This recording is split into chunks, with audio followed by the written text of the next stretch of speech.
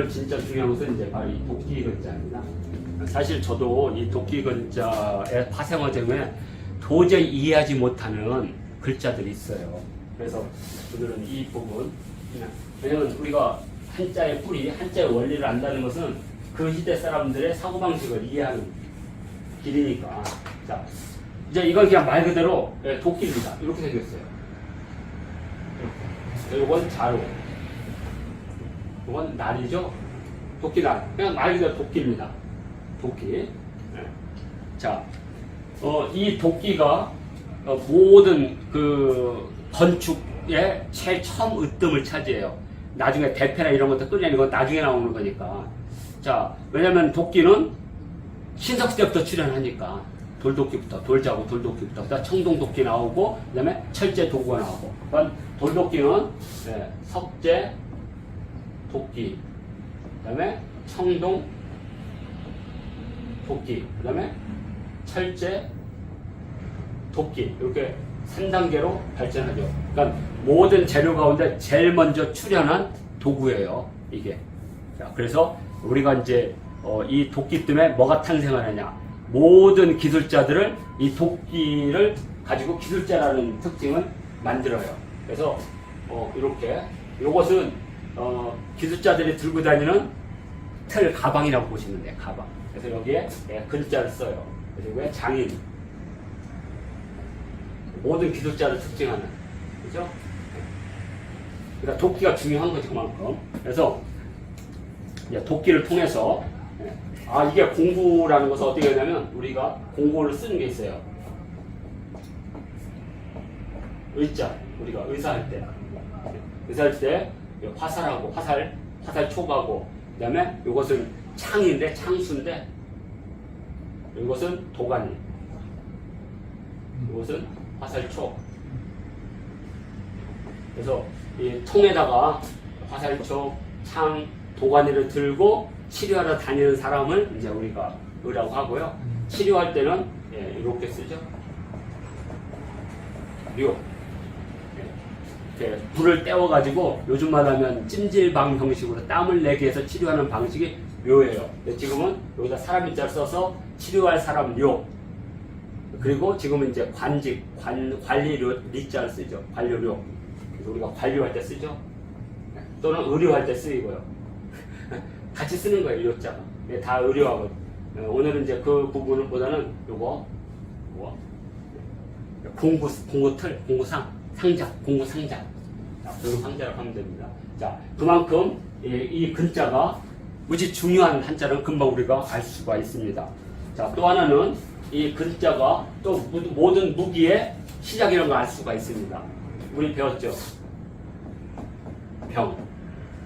도끼를 들고 있는 모습이라고 그랬죠? 딱 쥐고. 그러니까 이 근자를 통해서 우리가 지금 뭘 알 수가 있느냐. 자, 그러면 이걸 하나씩 한번 보겠습니다. 근자로. 자, 이 도끼는 신석시대 때 어떻게 보면 최초의 결합식 공구예요. 결합식 공구. 왜냐면 창 이런 것들이 다 결합식 도구거든요. 근데 이게 첫 번째는 결합식 공구.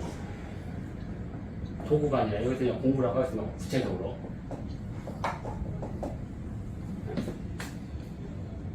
그래서 자루하고 날을 딱 해서 쓰는 거죠. 그래서 이제 두 가지 방식이 있죠. 하나는 껍질이나 이걸 홈을 파기 위한 자구가 있고, 하나는 그냥 말 그대로 이렇게 생긴 거고, 자구는 이렇게 생긴 거고.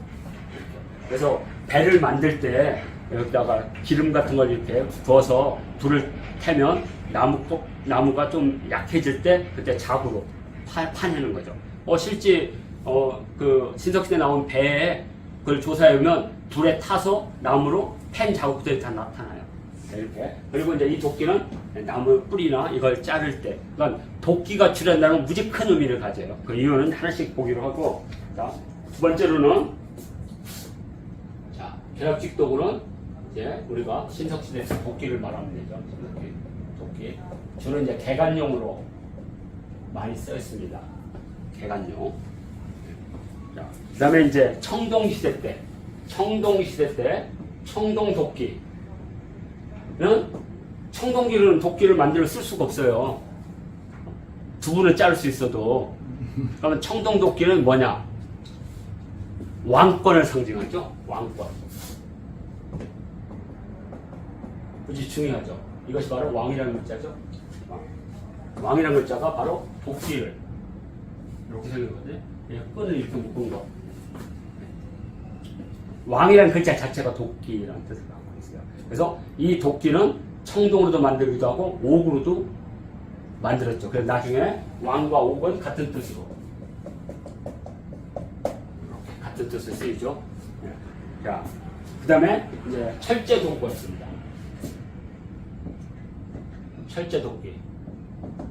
자, 이때 철제 도끼는 무기가 되죠.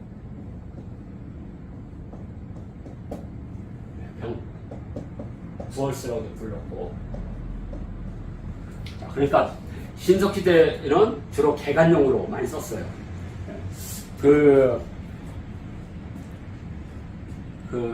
중국의 요동반도에 가면 이렇게 여기가 소주산 유적이 있는데 그 소준 유적이 상층, 중층, 하층이 있는데 하층이 가장 오래됐겠죠. 그래서 하층에 보면 도끼가 가장 많아요. 여기가 뭐 전체 그 수량이 한 5,000점, 6,000점이 발견됐으니까. 그러니까 거의 대관이 도끼였어요. 그래서 여기가 생산공장으로 보고 있거든요. 돌도끼 생산공장. 근데 상층으로 가면 전혀 다른 양상이 나타나요. 뭐냐? 돌낫이라든지 반달돌칼이 나와요. 더 많이 나와. 그럼 뭐냐? 이제 소주산 신석기 초기에는 개간하기 위한 돌도끼가 많이 필요했는데 신석기 후기로 갈수록 생산력이 늘어나니까 수확용 농기구가 더 필요했던 거죠. 그래서 이걸 통해서 바로 이 도끼가 대관용으로 필요한지가 알 수가 있습니다. 아, 물론 이때도 이걸 가지고 사냥도 하고 뭐 싸울 때는 이거 가지고 싸웠겠죠. 주제비하고. 왜냐면 갑순이를 놓고 동네 7용이하고 8용이가 도끼 들고 싸웠겠죠. 그렇지만 그건 일반적인 건 아니고 좀 특수한 얘기고 실제로는 개간용이라면 청동시대 때는 청동으로 만들거나 옥으로 만들어서 이것을 왕권의 상징으로 권력의 상징으로 썼고 그리고 철제 도끼가 만들 때는 그 자체가 무기가 되는 거죠. 어마어마한 무기죠. 왜 무기가 필요하냐면 이때는 이제 주로 이제 갑옷 입고 막 방어를 하니까 제일 좋은 방법이 뭐냐면 툭으로 확 벗겨가지고 말에서 끌어내거나 술에서 끌어낸 후에 툭을 확 벗기고 도끼로 팡. 그래서 그 고구려의 그 행렬도에 보면 부월수들이 딱 가잖아요. 이렇게. 그런 의미에서 이제 우리는 도끼를 통해서 이렇게 시대별로 볼 수 있다면 네 번째로는 가장 대표적인 게 벌목입니다. 왜 벌목이 필요하냐? 이때 드디어 뭐가 시작되느냐? 목재 가옥이 출현하는 거예요.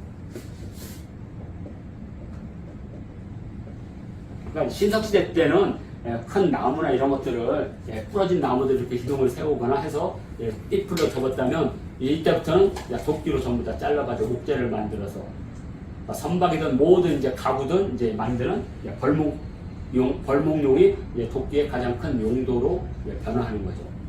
그러니까 마을에 도끼가 있으면 오늘 도끼 빌려줘 이거 참 쉽지 않은 겁니다. 그래서 우리나라 그 어떤 그 항상 나올 때 이 도끼가 네 도끼냐 아닌데요. 은도끼가 네 도끼냐 아닌데요.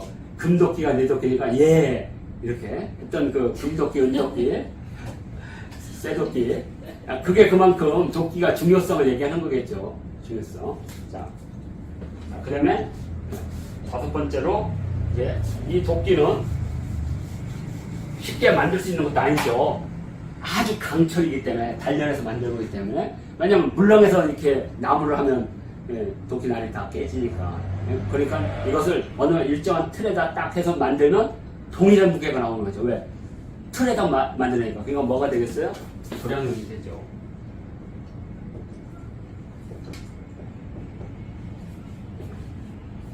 예전에는 이걸로 무게라든지 너비라든지 이걸 다 쟀어요. 이렇게 크기를 딱 놔서 여기 한 장, 무게로 한 근 이런 식으로.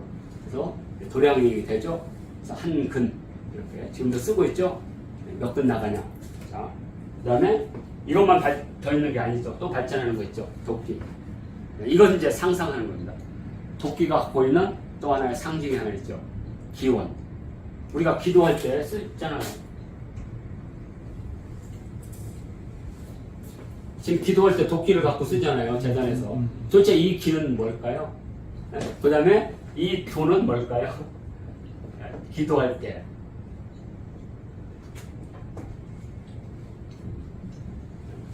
아, 410 여기 빠졌다. 9천. 목숨 숫자. 목숨 숫자.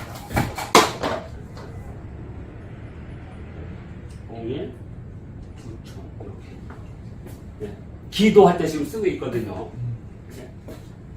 그러니까 여기 볼 때 이 도는 목숨을 오래오래 이렇게 하는 거예요. 그러면 기는 뭘까? 사실 이거 무지 중요하거든요. 하나는 생명, 하나는 그래서 이걸 후손기원이라고 보고 있습니다. 후손기원 또는 자손 번영, 안녕 이걸 뜻한다고 보고 있어요. 현재. 그러니까 우리가 한 부모님이 뭔가 바위에서 기원한다는 것은 결국에는 가족의 안녕과 내가 저 자식들이 클 때까지 죽으면 안 되니까. 옛날 사람들은 내가 오래 살아서 부귀영화를 누린다는 관념이 없어요. 내가 오래 살아야만 우리 애들이 제대로 커서 사람 구실을 하니까. 그래서 사는 거죠. 왜냐면 30살, 40살이면 다 죽어버리니까. 그래서 기도 속에 이게 도끼가 있다는 건 뭐냐? 바로 우리가 얘기하는 기원용. 바로 뭐겠어요? 기자풍속이죠. 도끼는 자식을 상징하게 되죠. 그래서 옛날 도끼 여자들이 이렇게 도끼 이렇게.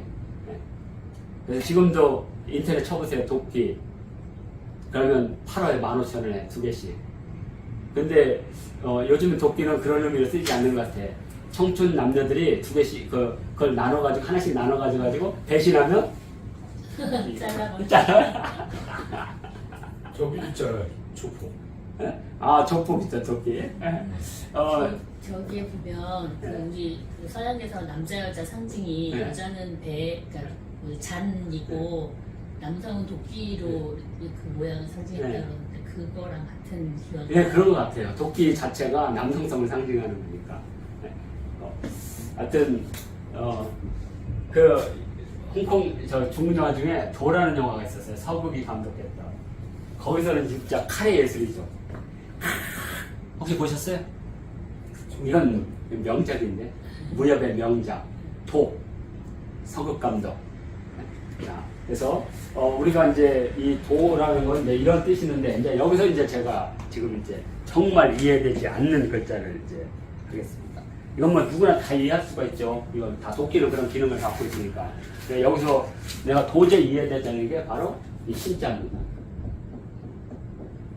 새 신자로 쓰고 있거든요. 도대체 이게 왜 도끼하고 관계 있느냐? 자, 그 다음에 붙자 신고할 때 이것은 이게 방아잖아요. 뭐 빨대 방아. 그리고 여기는 새잖아요. 새. 그리고 여기는 새가 뭘 물고 있어요. 그래서 많은 사람들은 여기 있는 곡식을 물고 날아가는 모습이다. 근데 이게 왜 옛 것인지는 알 수가 없습니다. 옛 구자가 됐는지는. 문학자들은 그렇게 얘기를 하고 있어요. 새가 뭘 물고 날아가서 이미 오래되었다. 뭐 이런데 난 도저히 이해가 안 돼. 하여튼 갑골문이나 금문에는 하여튼 방아에 새가 그 곡식을 물고 나가는 모습이에요. 이게 예시요. 이것도 이제 제가 지금 끊임없이 연구 중인데 아직 답을 못 찾은 거고요. 신자도 마찬가지예요. 지금 나무에 사람이 서 있는 모습이거든요. 이렇게 서 있는 모습. 근데 도끼가 있어요. 도대체 이게 왜 새거냐 이거죠. 저는 그 사람이라는 얘기를 들었을 때는 새해가 되면 새해나 새로운 게 되려면 도끼로 새로운 나무를 이렇게 만들어서 이렇게 세우는 그 이것처럼 세우는 의식을 해야 된다. 그래서 자, 그러면 이제 같은 글자 중에 자 친이 있어요. 가까이 할 친, 혈육친. 자, 그러면 요건 같은 거죠. 같다. 그러니까 지금 비슷해요. 지금 해석은 이 신단수 앞에 서 있는 사람이라는 건 이해하겠어요. 신단수 앞에 서 있는 사람. 그래서 저는 이 친자가 신단수에 늘 만나는 사람. 그러니까 혈육이죠. 그 범죄자를 네. 도끼로 사형시키고로서 새로운 사람으로 만드는 거야. 종교적인 관점이에요. 네, 이걸 하려면 반드시 또 뭐하고 연결되냐면 파생어. 그래서 그 파생어는 섭이거든요.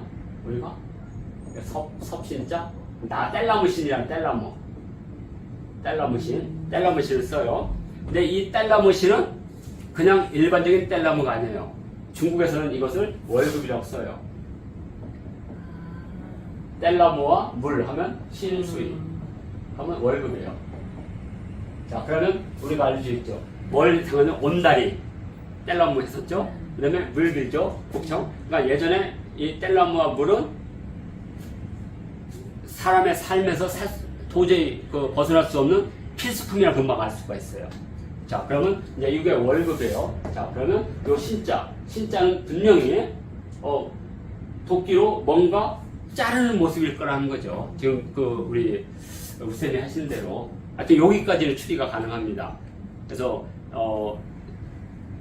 말이 되면 신단수에 있는 나무를 자르든가 뭘 잘라서 이제 그것은 다 주고 그건 새로운 시대가 왔다라고 얘기할 수 있는데 명확한 뜻은 몰라요. 그러니까 지금 이거 이제 지금 문제를 주는 거예요. 앞으로 우리가 한자라고 하는 거 아는 것 같아도 사실 모르는 게 수두룩해요.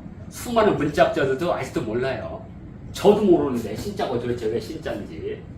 거기 친자이죠, 친자. 네. 가까운 친자. 네. 오는 씨가 보니까 그 나무 위에 올라가서 어머니가 네. 자기 아들을 서갖고 네. 자기 아들을 보고 기다리고 있는. 예. 그래서 친자라고 이렇게. 엄마가 나무에 올라갈 일이 없어. 아니, 선생님 저기 예. 나무를 도끼로 잘라가지고 아, 집을 지은다. 예. 이건 뜻이 건축. 그렇게. 그러니까 지금 파생어로는 우리가 와신 상담할 때 신자 쓰거든. 네. 왜냐면 뜻은 나중에 이제 신자가 별볼일 없는 뜻을 쓰이지만 그 신자 가운데 월급이라는 뜻을 갖고 있기 때문에 이게 무지 중요한 의미를 가져요. 그냥 월급이라는 게 그냥 나오는 게 아니잖아요. 뭔가 행위를 통해서만 받아지는 거니까. 예. 그리고 이제 중요한 것은 이제 그 얘기가 아니라 이 신자와 친자를 가지고 사실은 조선시대나 명나라 때 철학 전쟁이 벌어지거든. 예. 뭔지 아시겠죠? 대학 지도는 우리가 공부를 하는 이유는 제명, 명덕, 제친민, 제지어지 선이다 할 때 그 친민, 이 친민이란 말이 대학에 나오는데 이 친민을 할 때는 수평적 관계가 돼요. 백성들과 가까이 다가니까. 그런데 이렇게 되면 사대부의 정적 주의가 백성과 같아버리니까 이거 뒤집는 방법은 백성을 가르쳐야 되는 거. 그럼 뭐냐? 백성은 늘 새롭게 바꿔야 된다. 그래서 신민. 주의가 신이라고 바꾼 거죠. 그러니까 신민이야. 신문을 읽어야 된다. 신인데 이거 아니고 신이다. 왜? 신과 신은 뿌리가 같은 거니까. 근데 신은 가까이 다가가는 거고 신은 바꾸는 거니까 이것은 신이나 뭐 상위 개념이 아래 개념을 바꾸는 거니까. 그럼 이제 신의 해석이 이제 어느 정도 이제 또 우리가 돼요. 신이란 말이 주의가 해석한 거를 그 친이라고 했어요. 신이라고 하더라고요. 신민이라고 했어요. 아니, 친민. 아니 신민, 제신민. 그래서 그래요? 그래서 윤유가 그런 풀 뜯어먹는 소리 하냐. 한자도 바꿀 수가 없다. 그래서 제친민을 해야 된다 했다가 그건 사문난적으로 하게 됩니다. 이 신이라는 게 중요한 거죠. 주 입장에서는 백성을 사대부는 늘 도덕적 관점에서 세상을 바꿔야 된다. 제가 저기 그 부분은 사서집주가 있으니까요. 네. 예, 공유를 하고 자 이렇게 되면 우리가 도끼근 글자까지 이렇게 잡을 수 있습니다.